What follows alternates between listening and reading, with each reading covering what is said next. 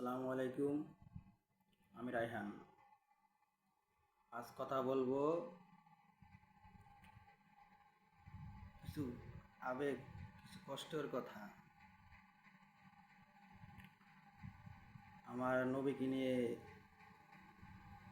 ইন্ডিয়ায় কিছুদিন পর পরেই কটূক্তি কথা বলে, খারাপ মন্তব্য করে। আমরা মুসলমান সেটা সইতে পারি না,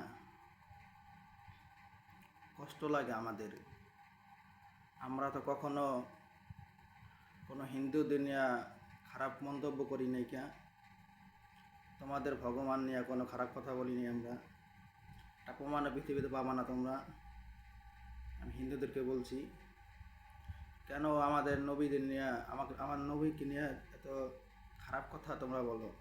কিছুদিন পর পর এই কটূক্তি কথা। আবার আজ কয়েকদিন আগে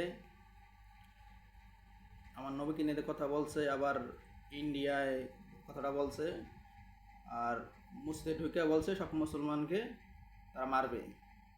এটা ইন্ডিয়ায় বলছে। হ্যাঁ, ইন্ডিয়া মিছিল হইতেছে, বাংলাদেশে মিছিল হইতেছে। আমি বাংলাদেশ থেকে বলতেছি, আমি আর আছি ওমানে। মানে এই যে আমাদের মনে আঘাত দেওয়া হচ্ছে, আমাদের মনে আঘাত দেওয়া হয়, এটা আমরা সহ্য করতে পারি না। যারা জানে, তারা জানে কিছুদিন পর পর তারা আমার নবীকে নিয়ে কথা বলে। কিছুদিন, বছর দুই আগে আরও আমার নবী, মানে মা আয়েশাকে নিয়ে কথা বলছি। আমরা সবার জায়গা থেকে জাগ্রত হব, সবার জায়গা থেকে জাগ্রত হব, প্রতিবাদ করব আমরা।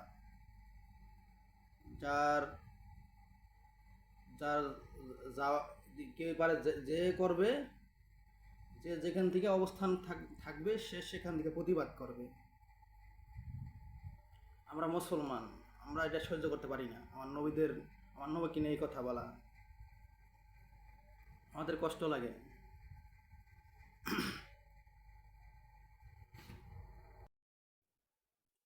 আমরা চাই যে হিন্দু পরিরিত, মানে হিন্দু যে লোকটা বলছে এই কথাটা, যে পরিরিত কী কথা বলে তাদের ভাষায়,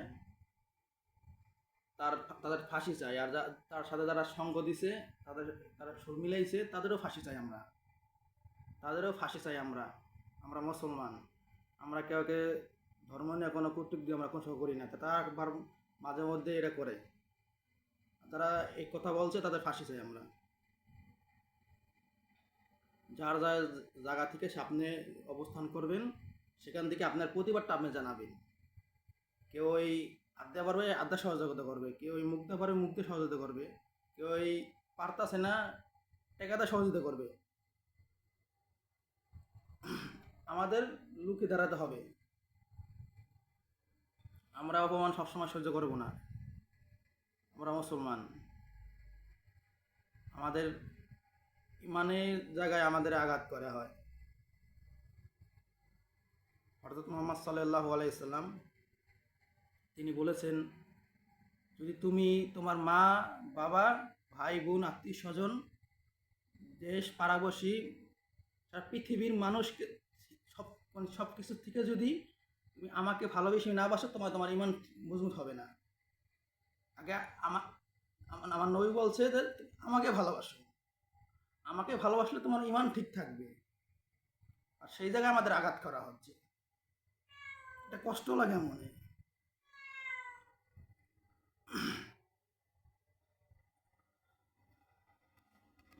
সব জায়গা থেকে সবাই প্রতিবাদ করবেন। আর আমাদের প্রতিবাদ না করলে তারা আরও লাই পাবে। কিছুদিন পর পরে এরকম মন্তব্য কেন বলবে? আমরা কখনো বলছি যে যে তোমাদের ভগবান এটা ওটা ওটা? আমরা বলি নাই কখনো। তাই সবাই জায়গা থেকে প্রতিবাদ জানাতে হবে আমাদের। আর যারা যারা এই কথা বলছে, তারা মিলিত আছে, তাদের ফাঁসি চাই আমরা।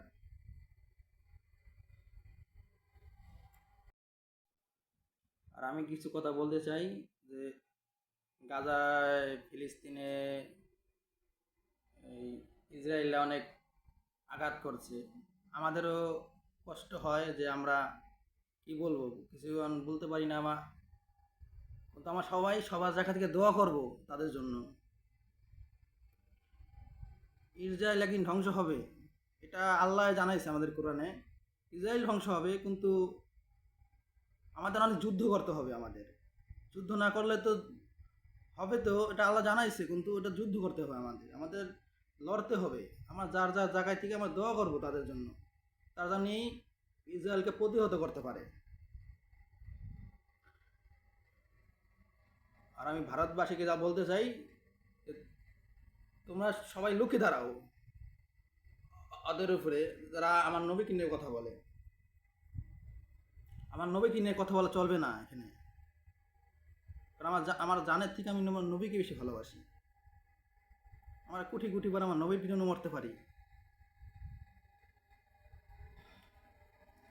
আমাদের কষ্ট লাগে।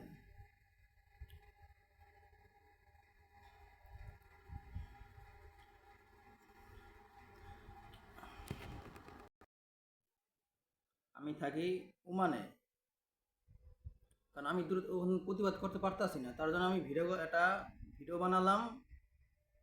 আমি এটা ভিডিও ছাড়বো, আপনারা সবাই একটু ছড়িয়ে দিবেন, একটু সবাই দেখতে পারে ভিডিওটা। সবাই যাতে প্রতিহত করতে হবে। আমি মুখে পারি আমি মুখে বলবো, আমি হাতে পারি আমি হাতে বলবো, আমি মিছিলে যাবো মিছিলে যা বলবো, যে যার জায়গা থেকে অবস্থান করবো, আমরা সবাই বলবো। কারণ এটাই আমাদের ইমানের চেতনা। আর তুমি যদি বসে থাকো, তাই তুমি ইমানের চেতনা হবে না।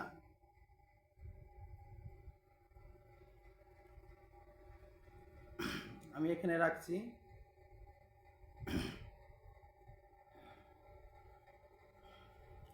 আসসালামু আলাইকুম।